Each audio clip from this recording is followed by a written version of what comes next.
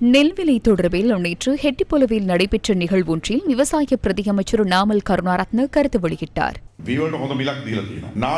நெல்லுக்கு சிறந்ததொரு விலை வழங்கப்பட்டுள்ளது.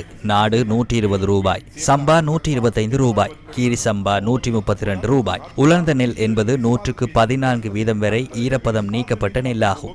இது சிறந்த விலை என்பது எவ்வாறு தீர்மானிக்கப்படுகின்றது என உங்களுக்கு தெரியுமா? சிவப்பு நாடு அரிசியின் உற்பத்தி செலவு 72 ரூபாவாகும்.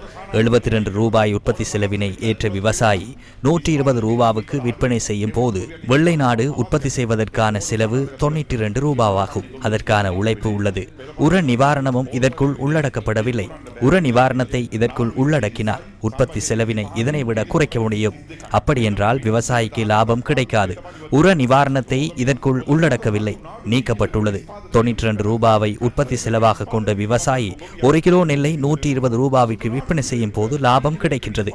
கடந்த பெரும்போகத்தில் விவசாயிகள் போராட்டத்தில் ஈடுபடவில்லை, பேரணியும் செல்லவில்லை, இதனை விற்க முடியவில்லை, நெல்லுக்கான விலையை வழங்குமாறு போஸ்டரும் எழுதவில்லை. அந்த பிரச்சனையிலிருந்து நாம் காப்பாற்றி விட்டோம். வரலாற்றில் முதல் தடவையாக நாம் ஈர நெல்லுக்கான நிர்ணய விலையை வழங்கியுள்ளோம். அடுத்ததாக அரிசிக்கும் கட்டுப்பாட்டு விலை நிர்ணயிக்கப்பட்டுள்ளது.